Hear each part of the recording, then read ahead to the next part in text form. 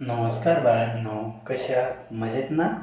मजेत असायलाच पाहिजे, कारण तुमच्यासोबत आहे D Konkani tutorial.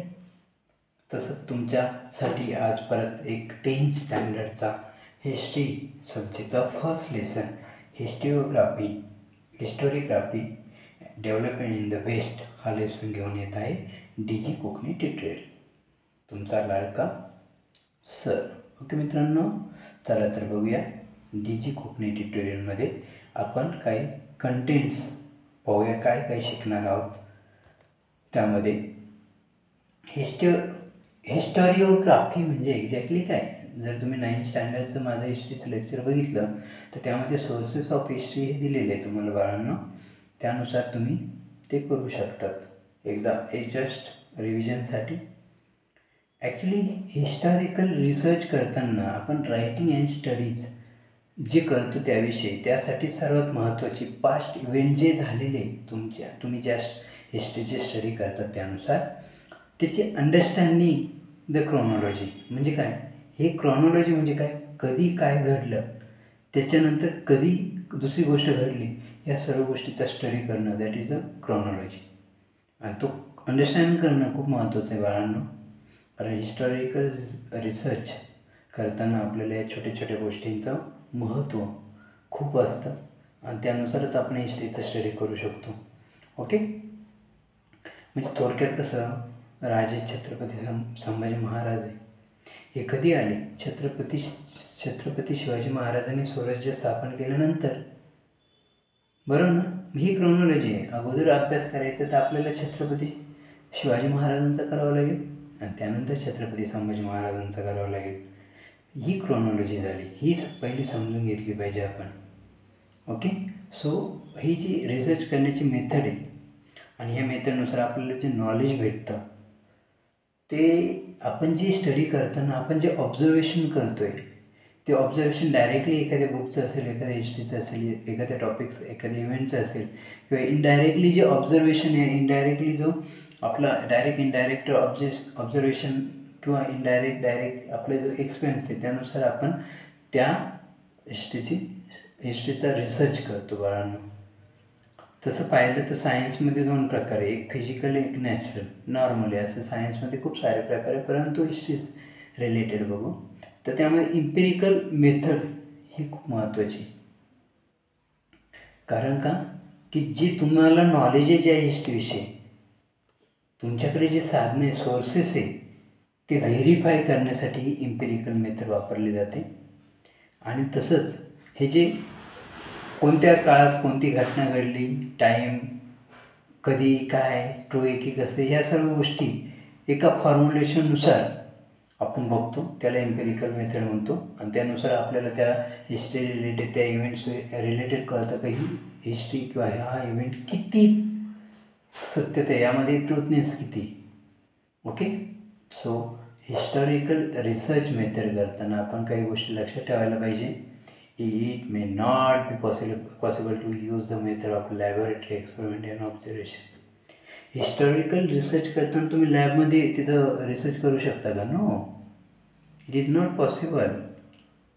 History check करताना तुम्हाला जे हिस्टॉरिकल इव्हेंट्स आहे त्या रिलेटेड कुठं लिहिलं गेलं आहे का, कुठं बोललं गेलं आहे का, ते बोललं गेलं, लिहिलं गेलं, त्यामध्ये त्या रिलेटेड काही ठिकाणं आहे का.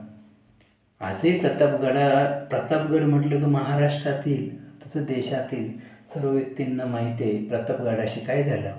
छत्रपती शिवाजी महाराजांनी अफजलखानाचा कोथळा काढला.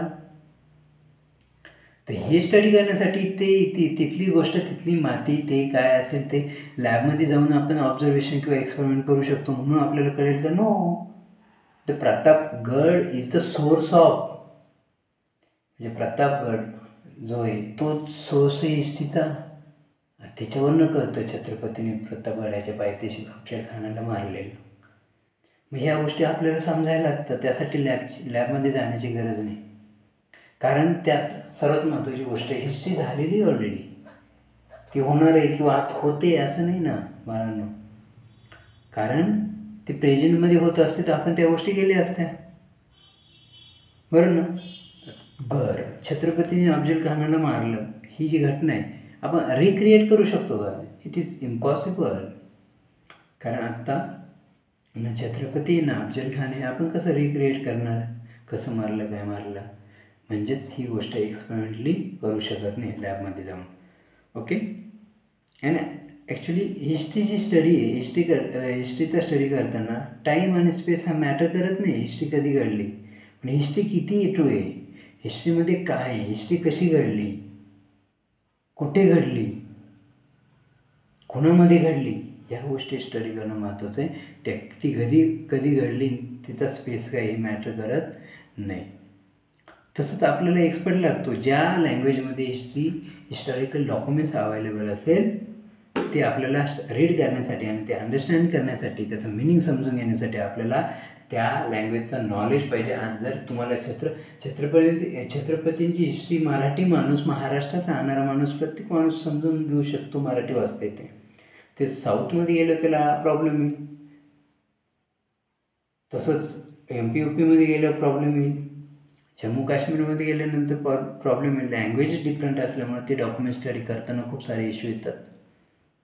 त्याच्यासाठी एक एक्सपर्ट लागतो, जेणेकरून आपण त्या गोष्टी क्लिअर करू शकतो.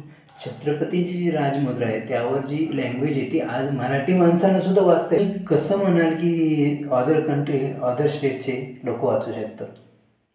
आणि त्या काळात लिहिण्याची पद्धत, लेटरिंग स्टाईल असेल, ऑथर स्टाईल असेल, मॅन्युफॅक्चरिंग डेट असेल, टाईप ऑफ पेपरचा कोणता टाईप आहे, त्यावर स्टॅम्प कोणाचा आहे, त्याची ऑथॉरिटी काय, ह्या पण महत्त्वाच्या गोष्टी. हे पण डॉक्युमेंट्स इम्पॉर्टंट आहे बाळांनो. तसंच ते जे डॉक्युमेंट्स आहेत ते स्क्रुटिनाइज करणं गरजेचं आहे, त्यातली सत्यता बघणं गरजेचं आहे, तरच बोलू शकतो. सो या गोष्टी इम्पॉर्टंट आहे आपल्याला हिस्ट्री समजून घेताना. तसंच त्यामध्ये खूप सारे डिसिप्लिन आहे. म्हणजे ज्यावेळेस तुम्ही हिस्टॉरिकल रिसर्च करता त्यावेळेस काही डिसिप्लिन फॉलो करायला लागतात. कारण तुमच्या एखाद्या चुकीच्या कन्क्लुजनमुळे खूप मोठा इश्यू होऊ शकतो. जसं मागे छत्रपतींच्या हिस्ट्री रिलेटेड कोणी छेडछाड केली होती, त्यामुळे खूप मोठा इश्यू होऊन गेला होता.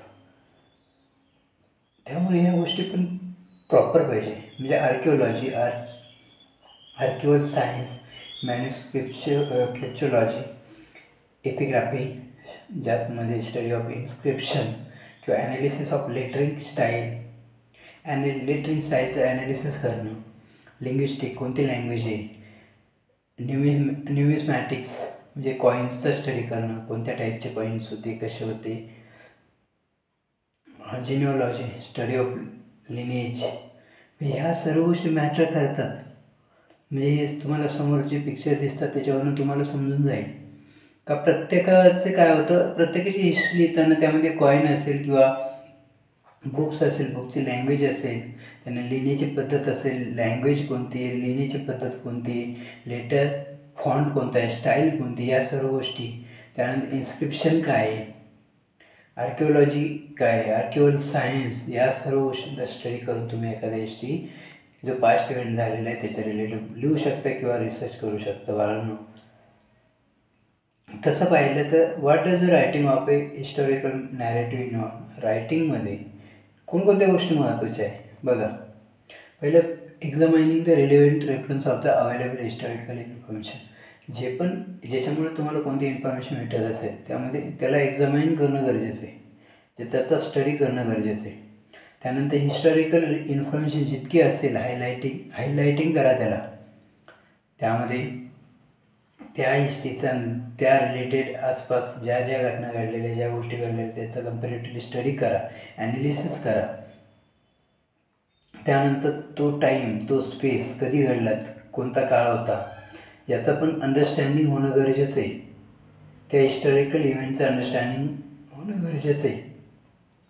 आणि एक कन्सेप्च्युअल फ्रेमवर्कमध्ये त्याचा वापर करून आपण हिस्टॉरिकल रिसर्च मेथड करू शकतो, म्हणजे मेथडचा वापर करू शकतो. Formulating relating questions in view of historical reference.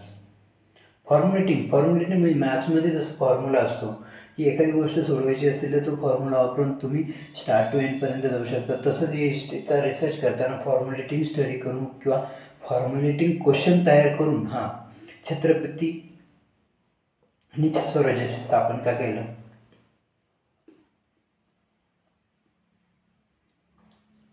महाजिजाऊंनी सांगितलं. का त्यांना वाटलं? महाजिजाऊंनी त्यांना कोणतं शिक्षण दिलं? का दिलं? छत्रपतींनी मग आपलेच काही सरदार त्यांना विरोधात गेले. का गेले असतील? ह्या सर्व गोष्टी तर ज्यावेळेस स्टडी करता तुम्ही त्यावेळेस त्या क्वेश्चनचे ॲन्सर तुम्हाला भेटतात आणि त्यामुळे तुमचं जे हिस्टॉरिकल जो स्टडी असेल त्याच्यावर एक मजबूत पकड तयार होते. त्यामुळे फॉर्मॅलिटी रिलेव्हंट क्वेश्चन असेल, फॉर्मॅलिटी हायपोथेसिस असेल, ह्या गोष्टी खूप मॅटर करतात. ज्यावेळेस हिस्टॉरिकल नॅरेटिव्ह करताना, एखाद्या हिस्टॉरिकलकडे जाताना, हिस्टॉरिकल इव्हेंटकडे जाताना ह्या गोष्टी राईट करणं खूप महत्त्वाचं आहे. तसं एक्झामाइन करता नॉर्मली वरच्यावर करू नका. एक्झामाइन करायचं क्रिटिकली करा. ज्यामध्ये जितके पॉसिबल सोर्सेस तुम्हाला भेटतील त्या इव्हेंट रिलेटेड तेवढे बघा, चेक करा, त्यामधली सत्यता पडताळा, त्यामध्ये कम्पॅरेटिव्हली सारखे का काय फरक आहे या गोष्टींची पडताळणी करून स्क्रुटिनी करूनच तुम्ही या गोष्टी करू शकता. बाळांनो, व्हॉट इज द हिस्टोरिओग्राफी? आपण आतापर्यंत हिस्टोरिओग्राफी बोलतोय, पण काय असतं हिस्टोरिओग्राफी? जे क्रिटिकल हिस्टॉरिकल नॅरेटिव्ह जे रायटिंगमध्ये केलं जातं त्याला हिस्टोरिओग्राफी म्हणतात. हे जे स्कॉलर आहे, स्कॉलर म्हणजे काय, जे हिस्टोरियन जे म्हणतो ना आपण, ते त्यांचं काही एक नॅरेशन आहे, एक नॅरेटिव्ह माइंड ठेवून ते एखाद्या पास्ट इव्हेंटचा स्टडी करतात. असे हुशार व्यक्ती म्हणजे हिस्टोरियन. त्यामध्ये पाहिलं तर हिस्टॉरिकल इव्हेंट जे होते ते जे पण स्टडी करतात हिस्टोरियन, त्यामध्ये इन्क्लुजन, इंटरप्रिटेशन ह्या गोष्टीसुद्धा मॅटर करतात. आणि त्याचा जो स्टडी करताना ते काही गोष्टी ॲडॉप्ट करतात, जसं कन्सेप्च्युअल फ्रेमवर्क.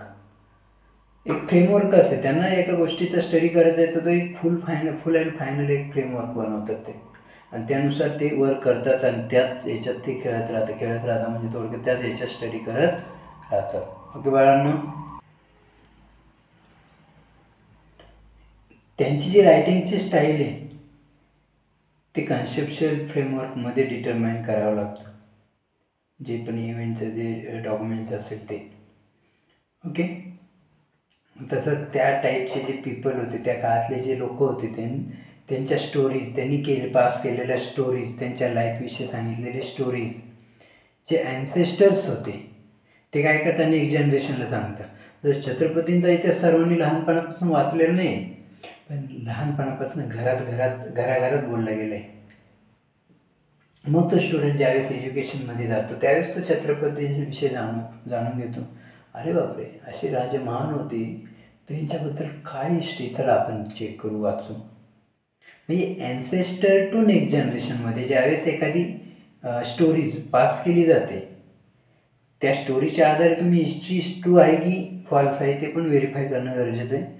आणि त्या रिलेटेड जे डॉक्युमेंट्स आहे ते त्याची स्क्रुटिनी करणं गरजेचं आहे. तर त्या हिस्ट्रीला तुम्ही कन्फर्म मानू शकता. तर त्यावर रिसर्च करून तुम्ही तुमचं मत, तुमचं जे कन्क्लुजन असेल ते समाजासमोर ठेवू शकतात.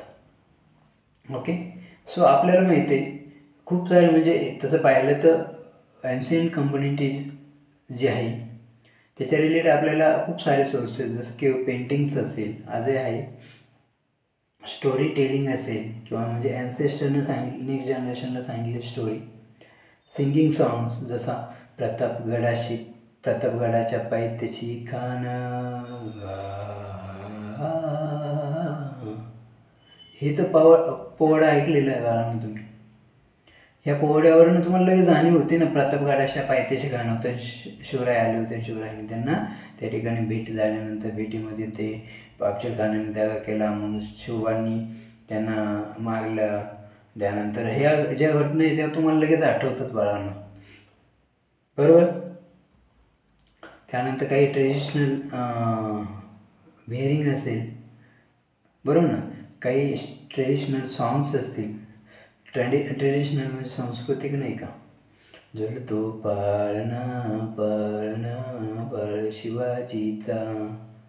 म्हणजे हे काय झालं, छत्रपतींच्या प्रत्येक लहानपणापासून तर त्यांच्या हयात असेपर्यंत सर्व ज्या गोष्टी त्या सर्व कोणत्या ना कोणत्या स्वरूपात ॲन्सेस्टरकडनं ज्यावेळेस नेक्स्ट जनरेशनला सांगितलं जातं त्यावेळेस तो त्याच्या रिलेटेड स्टडी करतो, त्यातनं कन्क्लुजन स्वतःचं काढून तो स्वतःची हिस्ट्री स्वतःला समजवतो.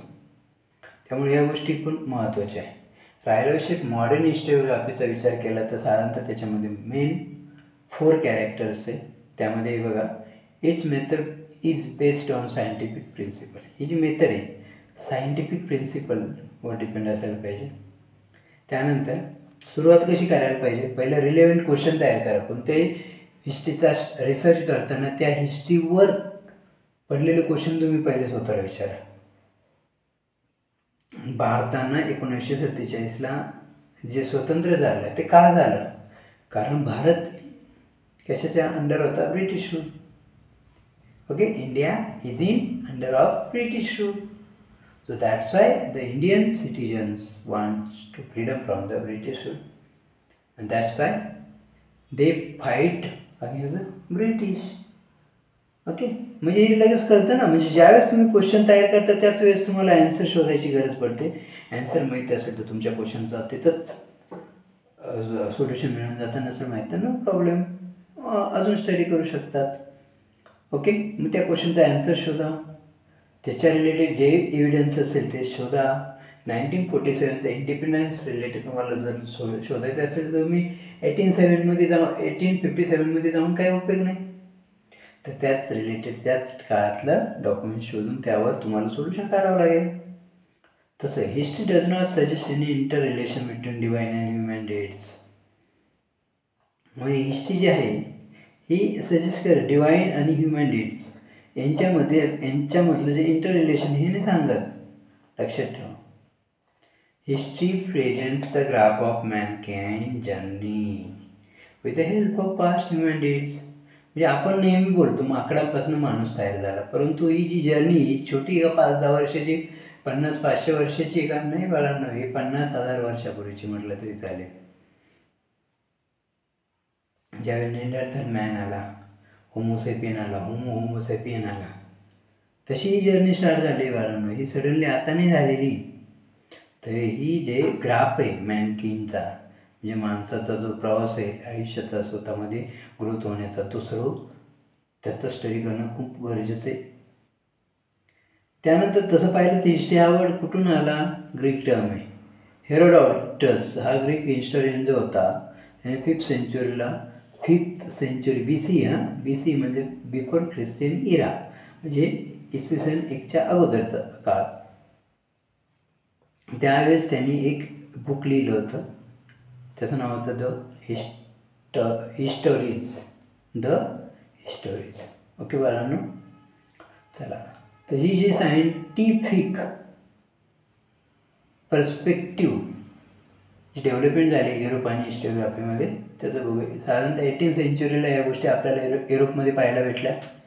त्याची फिलॉसॉफी असेल किंवा सायन्स रिलेटेड असेल, जेही स्कॉलर्स होते, स्कॉलर्स म्हणजे हुशार, ज्यांचा माइंड खूप फास्ट होतं, तेच शक्यतो हिस्टोरियन होता. हिस्टोरियन होणं इतकं सोपं नाही बाळांनो, कारण हिस्ट्री हा सब्जेक्ट इतका जबरदस्त आहे. कोणत्या सणाला कोणती गोष्ट घडली, त्यात काय झालं, कोणी घडवली, या सर्व गोष्टी लक्षात ठेवणं. आणि हिस्ट्री म्हणजे एका वर्षाचा विषय नाही तो बाळांनो. तुम्ही जितके खोलवर जाल तिथपर्यंत तो चालतच जाईल, कधीच संपणार नाही. ओके, आणि तुम्ही जसं जसं स्टडी करता तुमच्यासाठी तो दिवससुद्धा हिस्टॉरिकल होऊन जातो. त्यामुळे जसं 18th सेंचुरी सुरू झाले, सर्व जे युरोपियन युनिव्हर्सिटीज होत्या त्यामध्ये त्यांना हे फिलॉसॉफिकल डिस्कोर्सेसमध्ये खूप इंटरेस्ट आला. आणि त्यामुळे त्यांनी काय केलं, स्वतः ते जो सिनारिओ त्यांचा होता जो युनिव्हर्सिटीचा त्याच्यामध्ये चेंज केला. आणि 1737 Christian era the Gottingen university was founded in जर्मनीमध्ये होता university. Then this university was the first mad independent department of हिस्ट्रीसाठी त्यांनी सेपरेट डिपार्टमेंट बनवलं. त्यानंतर जर्मन युनिव्हर्सिटी जे होते ते हिस्टॉरिकल स्टडीचं एक सेंटर म्हणून पुढे जगासमोर आलं. पाहिलं तर जे स्कॉलर्स म्हणतो आपण, स्कॉलर्समध्ये कोण होतं, रेने डेस्कार्ट्स, बरोबर ना. पिरियड काय होता ना 1596 to 1650. हे काय बोलले, ते काय म्हणताय, ज्यावेळेस तुम्ही हिस्टॉरिकल डॉक्युमेंट्स चेक करतात ना, व्हेरीफाय करताना, तर त्याचं क्रिटिकल एक्झामायनिंग झालं पाहिजे. फक्त वरच्यावर स्टडी करू नका आणि त्याच्यावर हिस्ट्री ट्रू मानू नका. आणि ते त्यांनी डिस्कोर्स ऑन द मेथड या बुकमध्ये लिहून ठेवलेलं आहे. तसंच अजून एक रूल बनवला त्यांनी, never accept anything for true till all grounds of doubts are exclude. जोपर्यंत तुम्हाला त्या हिस्ट्री रिलेटेड सर्व डाऊट्स क्लिअर होत नाही तोपर्यंत ती हिस्ट्री ट्रू आहे, सत्य असं मानू नका. असं कोण बोलतं? रेने डेस्कार्tes. ओके बाळांनो, नेक्स्ट आली व्होल्टेअर. व्होल्टेअर काय म्हणतात, ॲक्च्युली हे होते, यांचं ओरिजिनल नाव होतं फ्रान्सकॉइस मॅरिऑरेट. अवघड नाव आहे ना. He opinion that along with the objective chronology, जे हा वर्ड खूप महत्त्वाचा आहे, क्रोनॉलॉजी. म्हणजे कोणती घटना कधी घडली, कशी घडत गेली, या सर्व गोष्टी खूप मॅटर करतात. म्हणजे आणि तसंच काही गोष्टी कन्सिडर करावं लागेल तुम्हाला. त्या काळात सोशल ट्रेडिशन काय होतं, ट्रेड काय होतं, इकॉनॉमी काय होते, ॲग्रिकल्चर काय होतं, हिस्टोरिओग्राफी समजून घेताना या गोष्टीसुद्धा खूप महत्त्वाच्या आहे. क्रोनॉलॉजी पण महत्त्वाची आहे. आणि अजून ते सांगता, understanding all aspects of human life is important for history writing. Okay, history writing करताना ह्युमन लाईफ कशी होती ते समजून घेणं पण खूप महत्त्वाचं आहे बाळांनो. त्यानुसार सुद्धा आपल्याला हिस्ट्री लिहायला सोपं जातं. आणि व्होल्टेअरला म्हणून आपण अशा आयडियांना किंवा असे जे पॉईंट सांगितले त्याच्यामुळे व्होल्टेअरला आपण फाउंडर ऑफ मॉडर्न हिस्टोरिओग्राफी असं म्हणतो. With the founder of modern historiography Voltaire. कोण आहे बाळांनो? व्होल्टेअर. तिसरं आहे George William Frederick Hegel. Okay, हे जे जॉर्ज विल्यम फ्रेडरिक हेगेल जे होते, ओके बाळांनो, तर यांनी काय सांगितलं, हे जर्मन फिलॉसॉफर होतं ॲक्च्युली. आणि यांचं असं मत होतं, हिस्टॉरिकल रियालिटी जी आहे ती लॉजिकल मॅनरवर असते. लॉजिक, हिस्टॉरिकल इव्हेंट जे आहे इंडिकेटिव्ह ऑफ प्रोग्रेस, जे त्या इव्हेंट्सवरनं कळतं का त्यातनं प्रोग्रेस किंवा त्यानुसार प्रोग्रेस कशी होईल. आणि अजून त्यांनी सांगितलं आहे की history is bound to change over time as new evidence would come forward. म्हणजे हिस्ट्री जशी चेंज होत जाते ना, तसं एक नवीन एव्हिडन्स आपल्याला पाहायला भेटतं त्या हिस्ट्री रिलेटेड. आणि ही जी हेगेल फिलॉसॉफी जी होती त्यामध्ये त्यांनी हे पण सांगितलं, historical methods were not be lesser quality, so they deferred from the scientific methods. Scientific पेक्षा काही वेगळी किंवा कमकुवत नसणारी हिस्टॉरिकल मेथड्स पण महत्त्वाची. त्या हिस्टॉरिकल मेथडचा स्टडी करताना सायंटिफिक मेथड वापरणं खूप गरजेचं आहे. आणि त्यांनी काही त्यांचं लेक्चर कलेक्ट केलेलं किंवा आर्टिकल कलेक्ट केलेलं जे बुक आहे ज्यामध्ये पब्लिश केलं गेलं, त्याचं नाव आहे encyclopaedia of philosophical science. Philosophy म्हटलं का विल्यम फ्रेडरिक हेगेल हे नाव तुमच्या समोर यायला पाहिजे. तसं त्यांचं एक बुक होतं रिझन इन हिस्ट्री. ओके बच्चों, हेगेल डायलेक्टिक्स.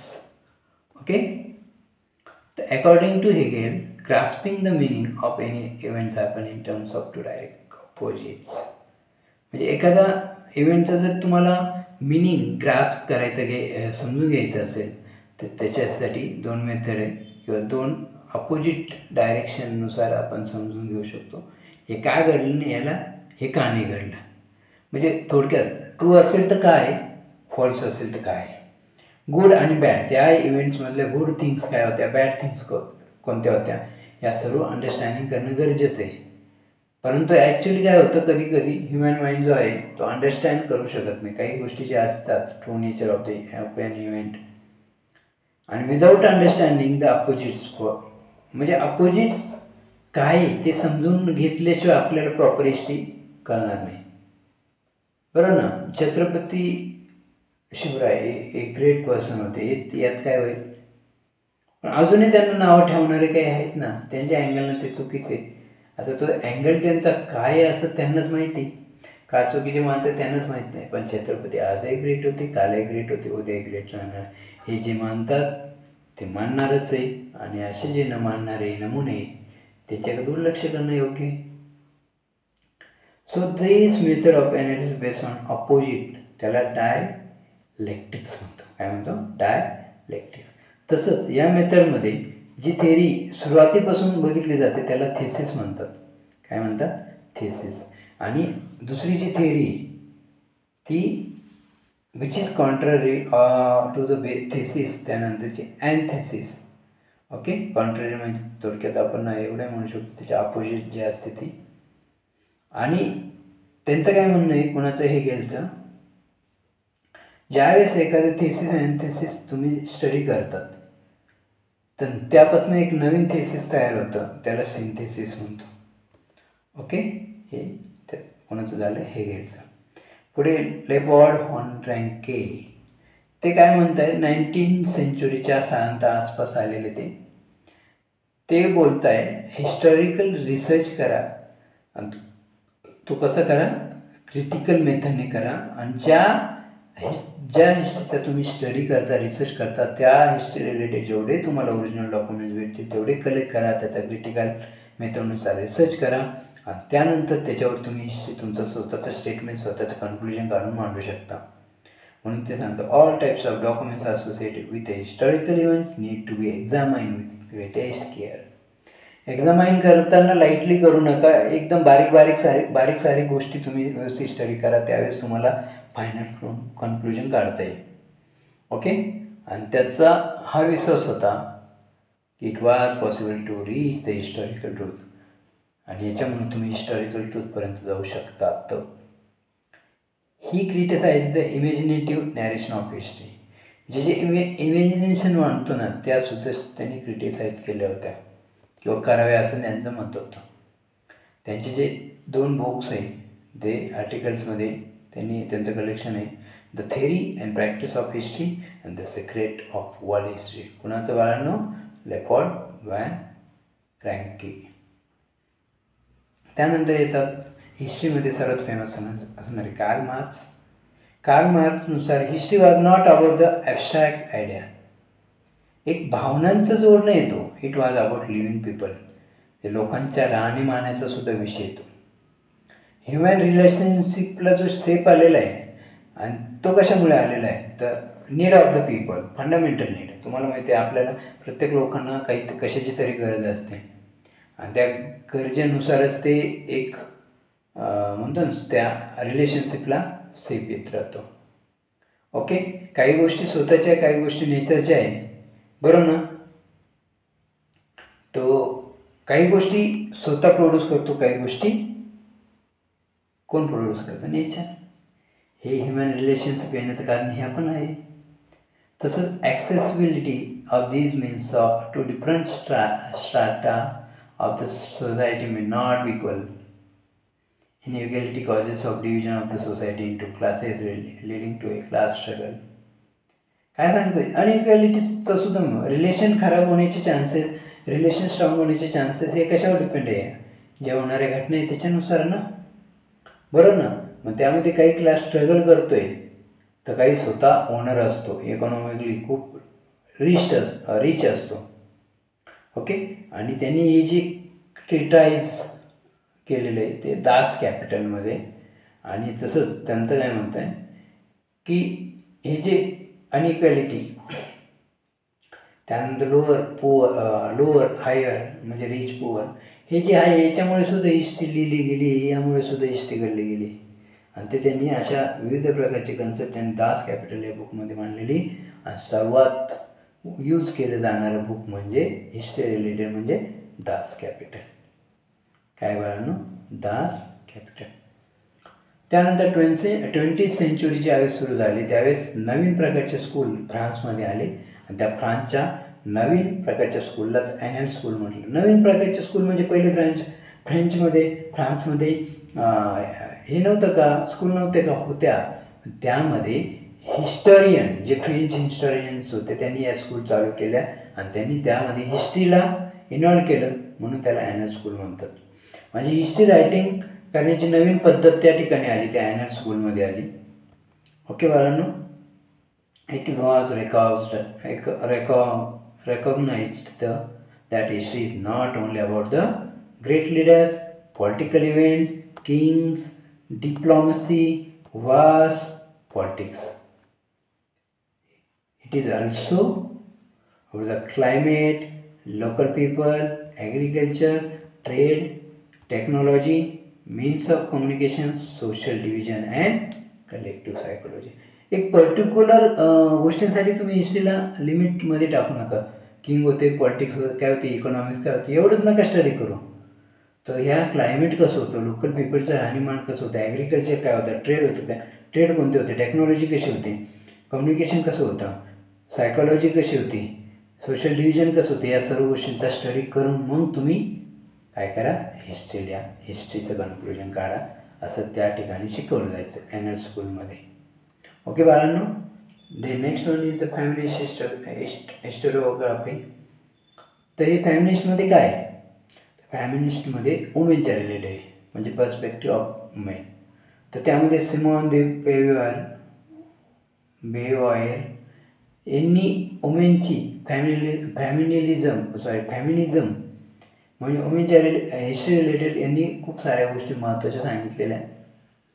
म्हणजे वुमेन जी आहे हिस्ट्री, वुमेनची जी हिस्ट्री आहे ती एम्फसाइज करताना रिथिंकिंग करणंसुद्धा गरजेचं आहे.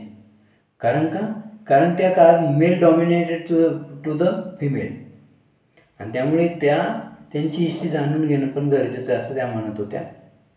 तसं हिस्टॉरिकल रिसर्च करताना जर तुम्ही फोकस करत असाल तर त्या काळातल्या वुमेनची लाईफ कशी होती ती पण बघा. त्यानुसार तुम्हाला ती हिस्ट्री समजायला थोडं सोपं जाईल.